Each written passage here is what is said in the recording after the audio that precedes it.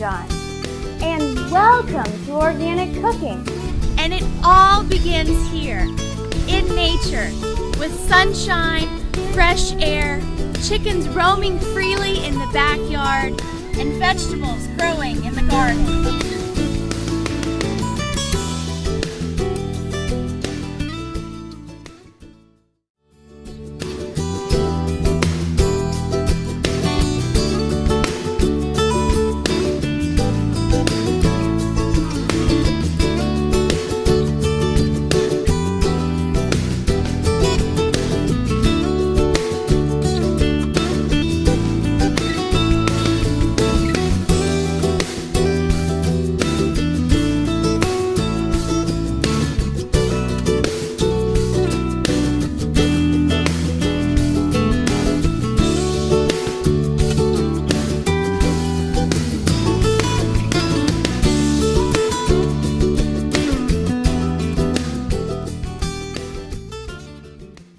So Kevin, take us back. How long have you been doing this? Well, I started when I was 16. Wow. And I was a busboy at an Italian restaurant, which was owned by two Sicilian brothers, which is still in business to this day. I was there for about 2 years. I was 16. I worked with college girls, and I mean, as a young man, Gotta I was love like, those babes. I was like, whoa, what is this? This is good. Yeah. I like this. High five! Yeah, I mean, that's really Very good. nice. Wow. And how did you work your way into the kitchen? And That was a hard road. hard road. It was. With lots of screaming. Lots of screaming Along the way. Two Sicilian brothers who were very hot-headed and very passionate about what they did. I asked them almost every day. I mean, kind of almost every day. I was like, please just let me cut some vegetables, or whatever you need me to do. I want to do it. I want to be a part of what you're doing. Right. And they kept telling me no. I mean, daily. It was like no, no, no. So how did you finally break that barrier? It was a daily thing. They got sick of me asking. So after 2 years of begging and pleading. They said, sure, Kevin, please come do something. Right. So I started cutting up vegetables. And then that proceeded into like cutting down a whole chicken. Wow. Right. And the first time I did that, I was hooked. I was like, oh, this is awesome. And which culinary school did you go to? Went to Johnson & Wales University. No wonder. That explains it all. It kind of explains a lot. Yeah. I took a lot from that experience, and it's driven me to where I am now, which is in Nashville, Tennessee. And I cook at F. Scott's restaurant. So Kevin, explain to me, what's the secret to making a good brisket? I don't know if it's a secret so much as it's just time and temperature. Okay. You cook it low and slow.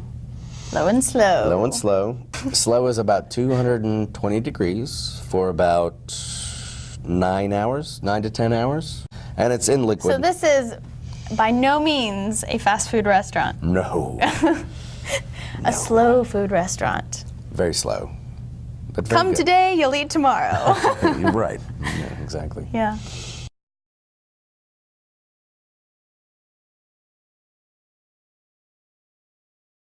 Now, Kevin is going to teach one of the fundamentals of cooking, which is a vegetable stock. And when you think about the culinary world, it all boils down to vegetable stock.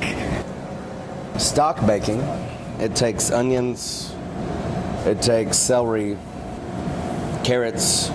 In the French world, they call the whole celery and onions and carrots a mirepoix. A mirepoix. A mirepoix. That is correct. And that is just a percentage But this is going to be a crazy mirepoix because this is going to be a crazy mirepoix. we have fennel. We have fennel. Poblano peppers, corn, tomatoes, apples, red bell pepper, yellow bell pepper. So we're having an explosion. That's going to be an explosion. So what are we doing with the corn? The corn, we're gonna peel it, and then we're gonna smoke it, and that's gonna add a whole new element to that vegetable stock. It's gonna make it crazy.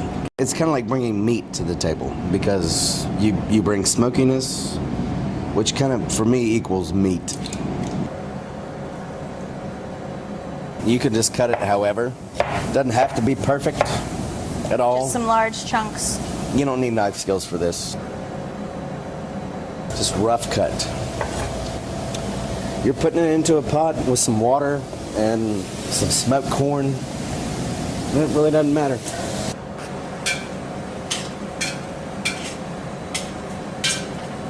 So I just took the 2 ears of corn out of the smoker and put them directly into the pot. Just put them in there whole, which will add a smoky flavor to the stock. And then I'm gonna add some water. You wanna put it 2 inches above what you're cooking. Bring it to a boil, and then you're gonna turn it down, and then kind of just let it simmer. It's probably gonna take 45 minutes to an hour. And we'll be right back. We'll be right back. Look at that vegetable stock. It looks absolutely beautiful. amazing. Yes, and it smells good. Smell those aromas. So what we're gonna do is we're gonna turn it off, All right. and we're gonna strain it. And we're left with beautiful, glorious vegetable stock. That smells so good. We need to do something with it. So, mean, what are we there's going to do? There's lots you can do with vegetable stock. Soups, for sure. Okay. You can also do sauces with this. You can make a vegetable gravy. Yum. Right. I mean, for vegetarians who, you can make your own biscuits. Make a little gravy out of the vegetable stock. It's got smoked. You've got a vegetarian country That's breakfast. right. That's true. There's some smoked corn cobs in there, so it's going to give a smoky flavor. Right. Nice. What are we going to make with this today? We're going to make a boiled peanut soup. These are green raw peanuts. They're fresh. They haven't been roasted or salted. So we took these and we boiled them for a long time. About 6 or 7 hours. Wow. And it produces this. Boiled peanuts that are out of the shell. I called them barbecue boiled peanuts. Barbecue boiled peanuts. So I put barbecue seasonings in the liquid that I cooked them in. Okay. So smoked paprika, brown sugar, garlic powder, onion powder, cayenne pepper. Wow. And they're delicious. So we're going to put these peanuts with this vegetable stock And we'll and puree make a it. soup. We're going to puree it. Let's taste it. Yes, let's taste it. Oh, genius! Genius! Voila! Mwah!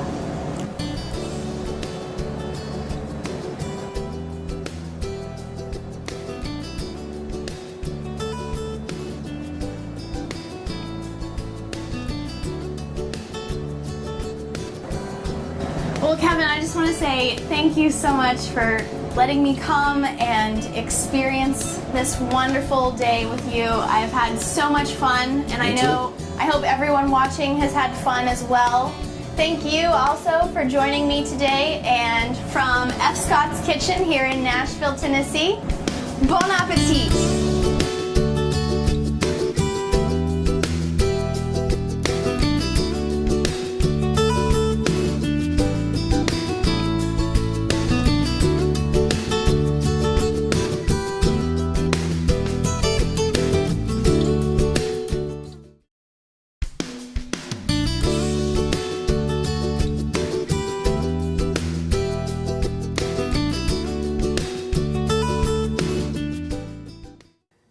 Hi, and welcome to Organic Cooking with Katherine. I'm your host, Katherine Johns, and today I am preparing a special meal for good friends of mine, Janelle and Michael Cisneros. So today we are doing a yakisoba, which is a Japanese dish, and it's one of my favorites. And the very first thing you want to do is you want to choose what kind of protein you want to put in it. You can do pork, chicken, beef, and beef is what I've chosen today. So we're gonna get started on that first. So the first thing we're going to do today is we are going to cut the meat, and you wanna cut it 3/8 by 2 inches so you have these wonderful nice strips of beef in the yakisoba. Okay, so I'm almost done cutting all the meat into just some strips. And then I'm gonna throw it into the pan. Not literally though. All right, so just come over here. And I've already got my pan hot and it's got some butter in it. And I'm just gonna put this in the pan. You wanna make sure that your pan has reached the right temperature and that it's hot before you put the meat in. So go ahead and let the butter melt, get a little brown, and then put the meat in. And I'm gonna wash my hands.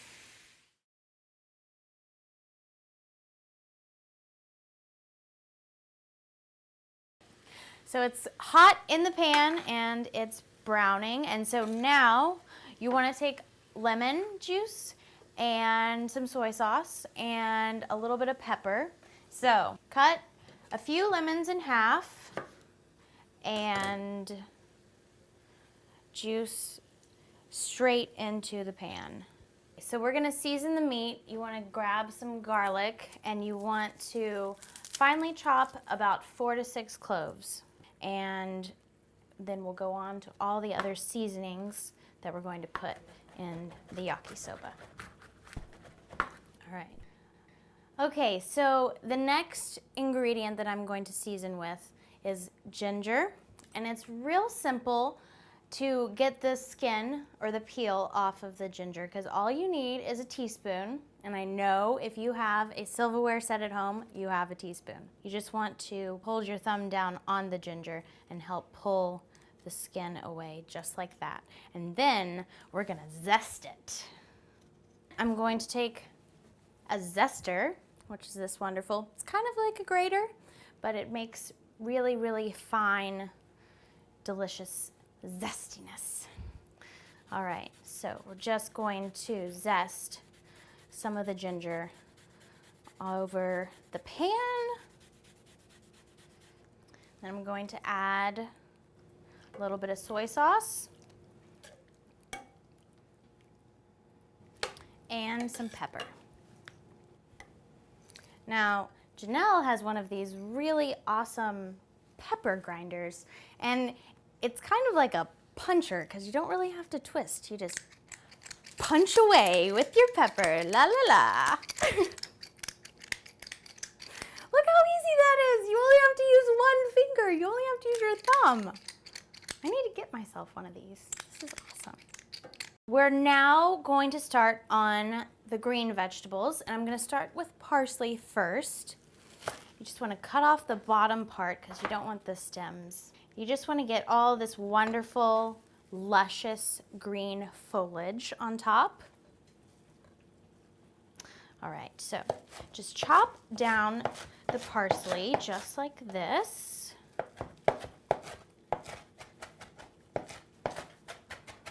So just chop this down finely. Now just going to throw that in. Then we're going to start on the celery, and I'm going to wash it quick before I put it in. And I went ahead and did this earlier, but if you get a stalk and it has the bottom of it, cut that off first and then wash it. That way you can make sure that everything is free of dirt and it's nice and clean. So just going to rinse it just real quick.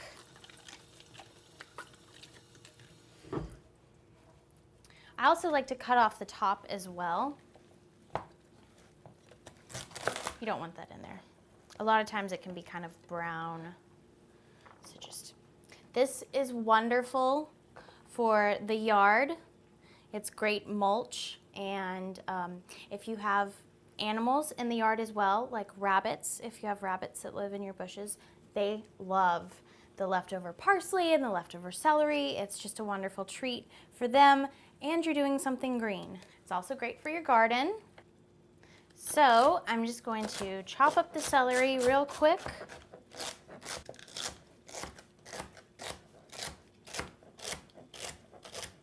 Throw the celery in there. The great thing about this dish is that it's so quick and it's so easy to do. And so we're gonna move really fast. And I've asked Janelle to come join me real quick. She's going to be my assistant with the carrots, and she's going to just peel them. Have you ever used one of these things before? I have. Okay. She's armed and dangerous. Look out! So while Janelle is peeling the carrots, I am going to get started on the bell peppers.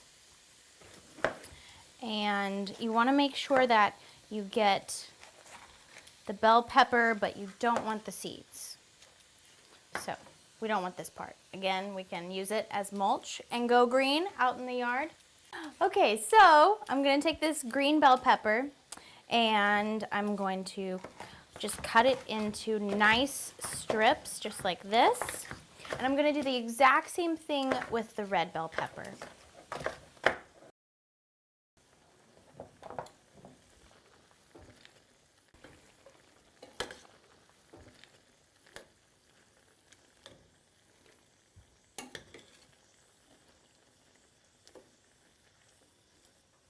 Thank you, Janelle, for helping me with the carrots.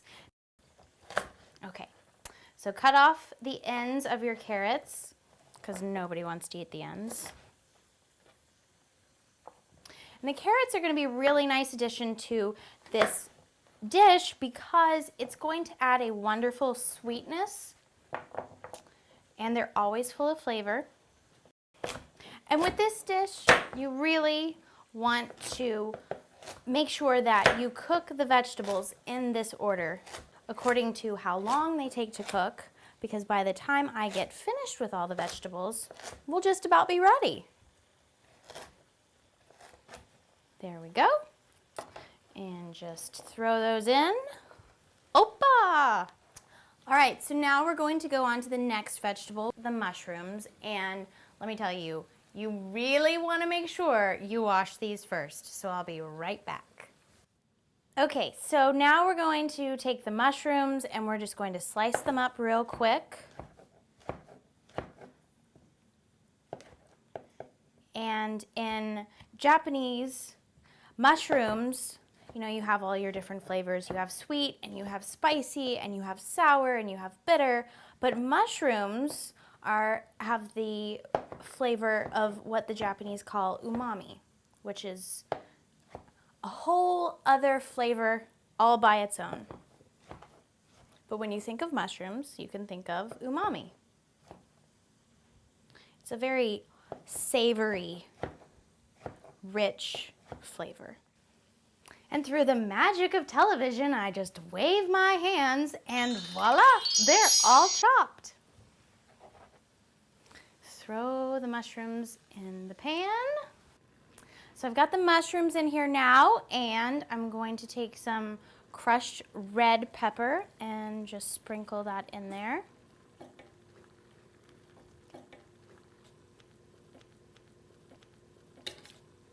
All right, now on to the onions. I have a yellow onion and I have a purple onion as well.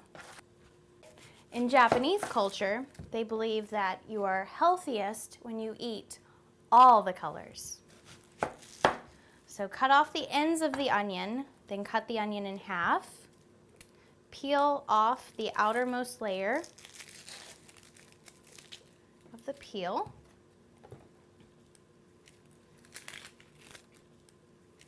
Then you're going to take your onion and you're going to make lots of lines through the onion. And if you can see, the onion kind of already has those lines. So I'm just going to chop along those lines. So chop this way. And then I'm going to turn the onion, and then I'm just going to chop, and all the little pieces will just be perfect. So chop up the onion.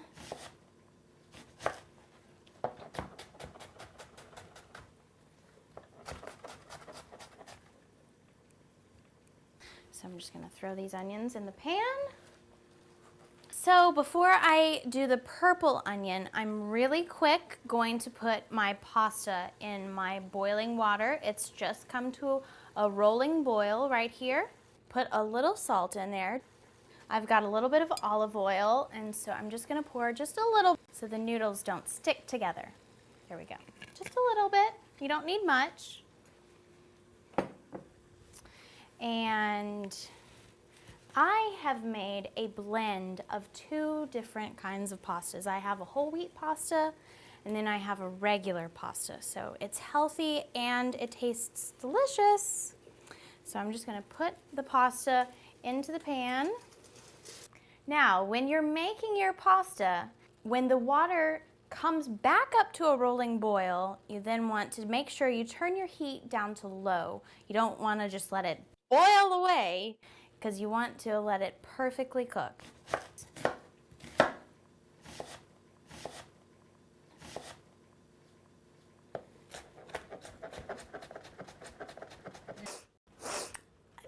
I love onions. They make me cry every time.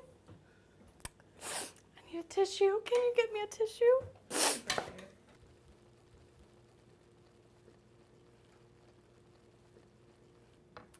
Now, I am going to put the last vegetable in today, which is going to be green cabbage and purple cabbage. With cabbage, you always want to make sure that you peel off the first couple layers, because generally they're not very bright in color, they're a little dull, and they're not the freshest. So you want to start with the freshest leaves. This would also apply to lettuce. So I've got the cabbage, and I'm just going to cut a little bit of it because I don't want the whole thing.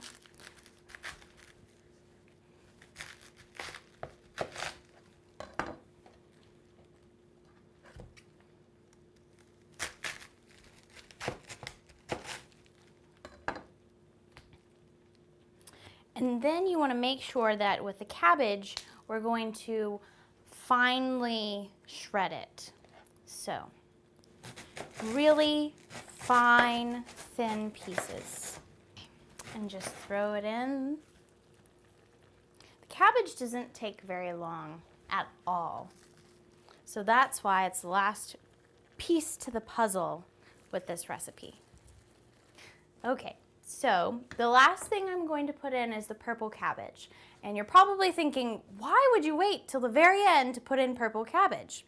Funny you should ask, because unless you love the color purple and you want your entire dish to be purple, it's probably a good idea you put this in last, because it has such a bright pigment to it that it's very likely you could end up with a purple yakisoba, which isn't a bad thing, but not everybody likes purple foods.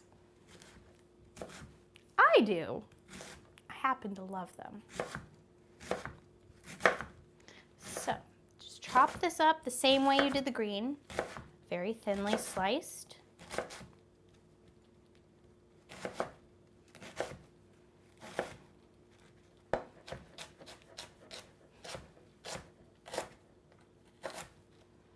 And throw it on top. Just a little bit on top, just like that. Adds wonderful color. And while I'm letting this simmer for a few minutes, I'm going to drain my pasta. It's ready. I think, smells so good. I don't know about you, but I'm ready to eat. In case you haven't figured out, red is my favorite color. So the pan's a little hot, so be careful. But you just want to pour this into the big pot, just like that. I added just a little more soy sauce, and I'm just going to toss the noodles and the vegetables and the beef together so that everything is well incorporated. I have some green onions here. We're just going to chop those up just a little bit. And again, just like with the celery, I'm going to chop off, I'm going to get rid of the top.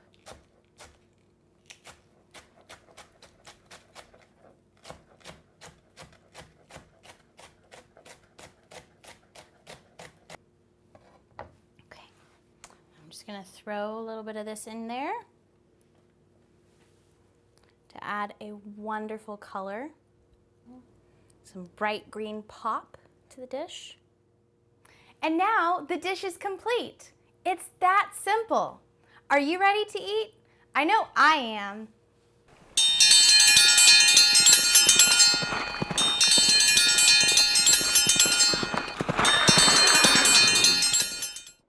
Enjoy the flavors, enjoy the meal, have a wonderful time, and it's okay, you can slurp your noodles.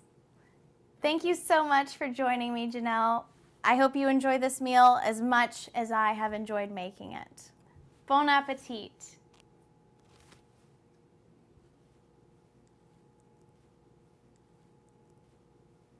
That's really good. That is delicious.